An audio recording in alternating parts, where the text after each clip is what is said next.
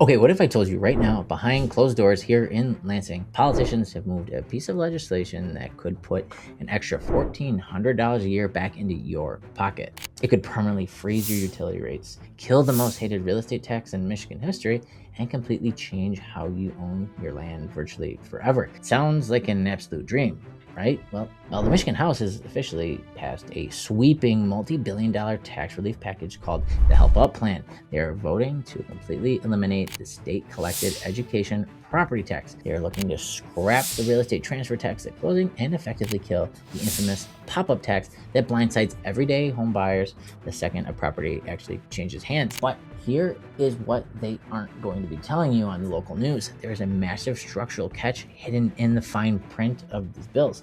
And guys, whenever a government promises to slash $5 billion from its tax revenue, that money doesn't just vanish into thin air. It has to be backfilled from somewhere. And the way they are planning to backfill it could fundamentally destroy your ability to ever build a real life here in the state ever again. And at the exact same time, there's even a bigger movement brewing across the country. States like Florida are advancing real legislative plays right now to completely abolish property taxes on primary residential homes. Imagine a world where your property tax bill drops to exactly zero. No millages, no winter tax, no summer tax. It sounds like the ultimate freedom. But today we're going to look past the political headlines and look at the raw mathematical reality of what's heading our way. We're going to expose the hidden trade-offs of Michigan's brand new bill package, and then we're going to look at the dark side of the zero property tax train. Because believe me, taxation is theft. Because if you think a world of zero tax means the government just stops taking your money, you're about to get a massive wake-up call. We're talking about an artificial explosion in home prices that could come,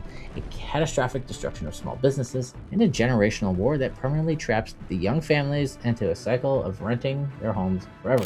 But first, let's start with the immediate reality on the ground here in Michigan.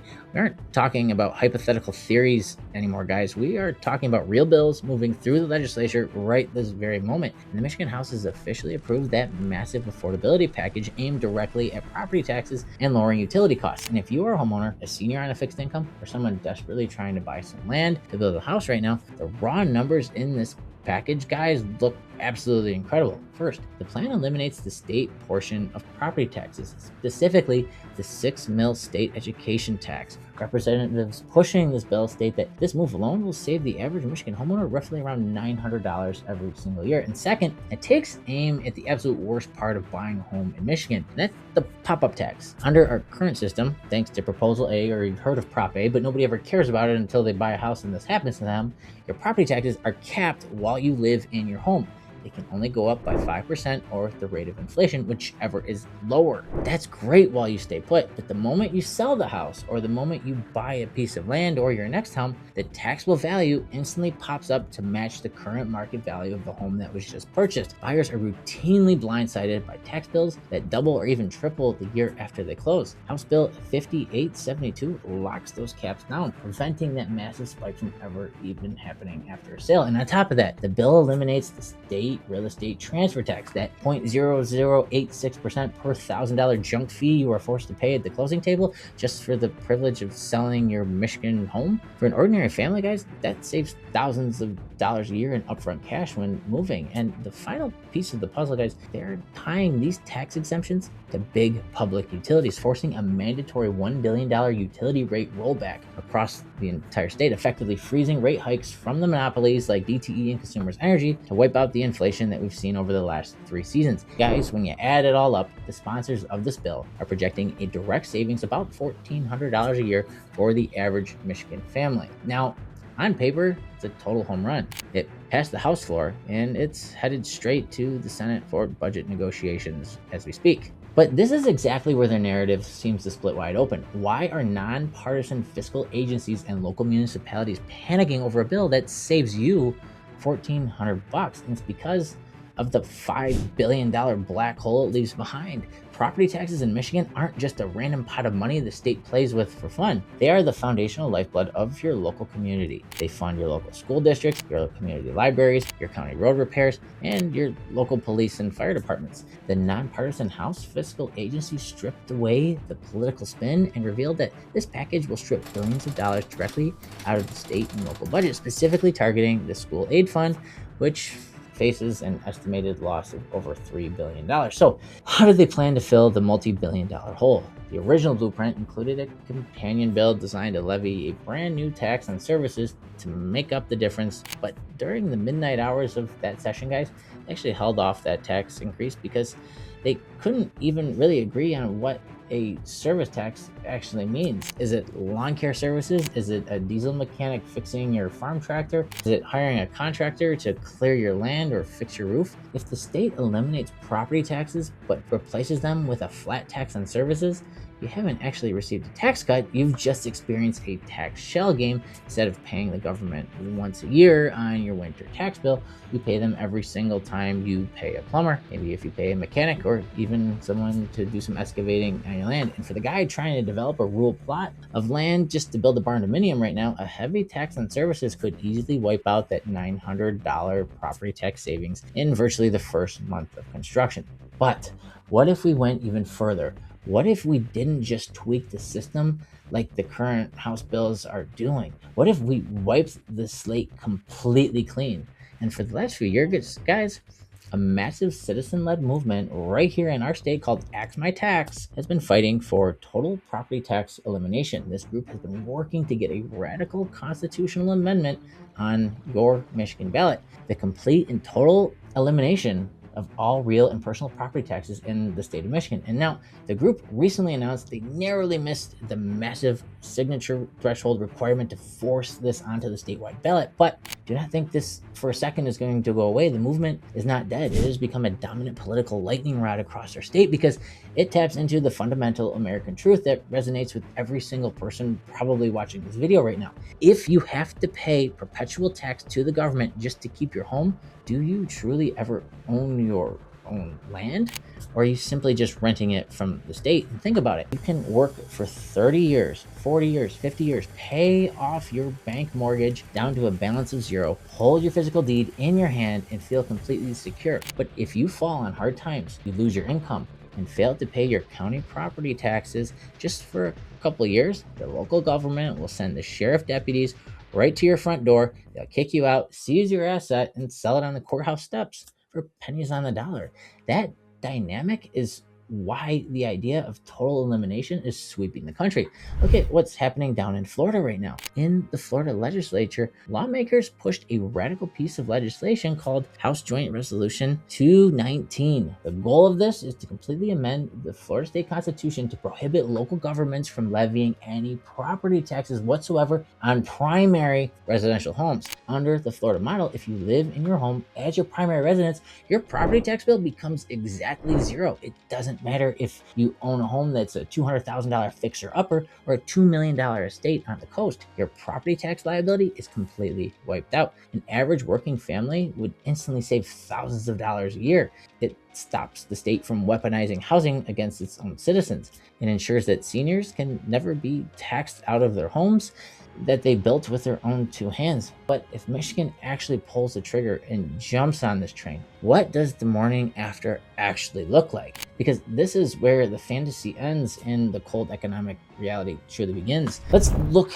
at the first hidden trap of removing property taxes entirely. And it's a financial reality that almost no one is talking about. It fundamentally alters the math of buying a house here in Michigan, and not in the way that you would think. When you go to a bank to get a mortgage to buy a home or secure a construction loan for a new construction build, the lender doesn't just look at the price of the house and the land and the interest rate.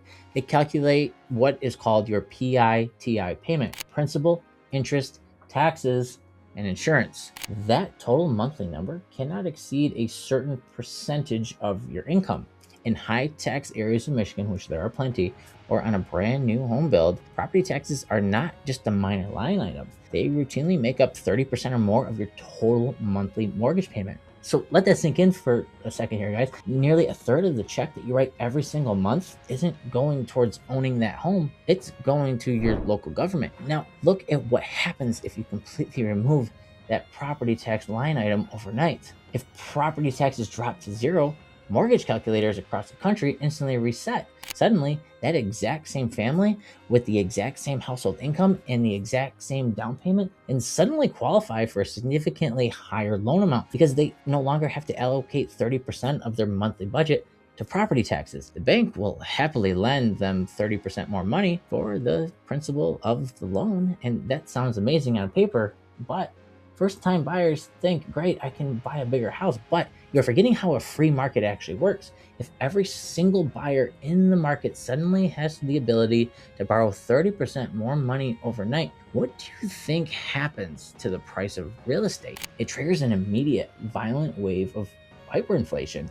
If a piece of land or a home was worth $300,000 yesterday, but today every buyer walking through the door can suddenly qualify for $400,000 because their tax bill was completely wiped out, that seller, without knowing it, is going to raise their price to probably $400,000 instantly. The buyers will bid against each other essentially, and the new freed up bank capital will create the end result of home and land prices skyrocketing out of reach again. The tax relief gets entirely swallowed up by real estate inflation, leaving the actual home buyer in the exact same financial squeeze they were in before, only now you carry a much larger debt load to the bank, but you get to own your home at the end. The second major trap is the illusion of who actually pays the price. When the politicians pitch property tax cuts only for primary homes, they frame it as a glorious way for the working class and a targeted tax on the wealthy corporate landlords. But let's break down the cold, hard rules of true economics. Landlords do not pay taxes. The renters pay the taxes. A property tax is not a personal fee. It's an embedded cost of doing business. If a mom and pop landlord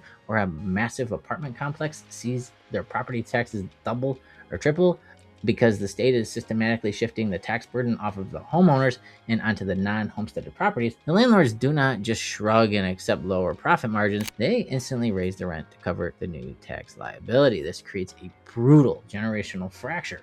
Right now, the vast majority of established property owners in Michigan are over the age of 55, and thanks to Prop A, their taxable values have been locked down for decades. By removing property taxes on primary homes, the people who receive the massive financial windfall are the older, wealthier, and established property owners across their state who already hold some massive equity positions. But who is left behind? It's the youth, Gen Z, and the millennials who are currently locked out of the housing market and forced to rent while they save up for a down payment. If you eliminate primary property taxes and shift the multi-billion-dollar burden onto the rental units and the commercial property, guys, you are effectively forcing young renters to subsidize the tax breaks of the older property owners. Your rent spikes by $200 or $300 a month to cover the landlord's new tax burden, completely stripping away your ability to save for your own piece of land. It creates a permanent, legally enforced class of young renters who can never afford to buy into the American dream. Now, look, I know the comment section is probably about to explode over this statement, so go ahead and do it, but let's settle it right now. If you are over 55 and believe you've earned the right to pay zero property taxes, drop a 1 in the comments for me. And if you are under 40 and feel like this completely traps your generation into renting forever, drop a 2. I want to see the real demographic breakdown of who's actually watching this right now, because it helps us make better content. But I guess it gets even worse. When you look at Main Street, if local municipalities lose their residential tax base, they will turn commercial real estate into personal piggy banks. Commercial properties, local retail stores, warehouses, and family businesses will see their tax assessments skyrocket virtually overnight. Most everyday consumers don't understand how a commercial lease works. In the business world, the vast majority of small businesses operate on what is called a triple net lease. That means the local hardware store, the independent grocery outlet, the local pizza shop, and your local independent lumber yard are contractually required to pay the property taxes on the building that they rent. It's not the wealthy landlord who owns the structure. If commercial property taxes skyrocket to fill the residential budget hole, your local businesses will see their overhead explode overnight. Only have 2 choices at that point: raise the prices of groceries, tools, and materials to the extreme heights, or close their doors forever. By trying to save a few bucks on your residential tax bill, you're turning Main Street, Michigan into a hollowed out ghost town entirely. Think of empty storefronts and bankrupt local businesses. Do me a massive favor. If you know a small business owner or an independent contractor here in Michigan, text the link of this video over to them. I want them to see this fine print before the bills actually clear the Senate. So where does this leave us? Is it a glorious victory for personal liberty, or is it a calculated political trap? The truth is, it is both. The current system we have in Michigan is still fundamentally broken. It penalizes economic growth, and the fact that a young couple can save up hard-earned money for years and can never buy a home, and then they will buy one and get absolutely crushed by the pop-up tax that forces them into the financial corner is truly a systematic failure. The fact that a senior citizen who has contributed to their community for 50 years can be forced out of their home because local millages keep compounding, that's completely wrong. We need a deep structural property tax reform in the state. The Help Up package currently moving through the Senate is a massive step in the right direction because it recognizes that the pop-up tax and the closing fees are active barriers to homeownership. As a landowner, a builder, or someone planning for the future, you must never allow a politician to lull you to sleep with a promise of free savings. And whenever you hear a headline promising cut a tax, your very first question must always be, where are they moving the burden? If the state removes the tax from your deed, but it attaches it to your labor, your services, or your monthly rent, and your everyday home purchases, they haven't set you free. They've just changed the chains. They've protected the established elite while making it mathematically impossible for the next generation to ever buy a piece of land and to build a home. The ultimate strategy for you right now is to pay incredibly close attention to the legislative movement over the next few months as these House bills actually hit the Senate floor. If they pass this reform without clear, non-inflationary funding mechanisms, you need to prepare for a rapid increase in local service fees, a tightening of the building permit costs, and a massive shift in commercial pricing across our entire state. True land ownership means having control over your financial destiny. And the only way to maintain that control is to see that economic board clearly. And before the rules are changed, the property tax system in Michigan is shifting from underneath our feet right now. The question is, are you prepared for the hidden catch? Please let me know in the comments. Do you want to see total property tax elimination like the Florida model, or do you think the rental and commercial tax trap will completely ruin the local Michigan economy? Hit that subscribe button, share this video with another Michigan landowner who needs to see the real data, and check out the next video on your screen here where we'll break down the changing land rates right here in our state. I'll see you on the next one.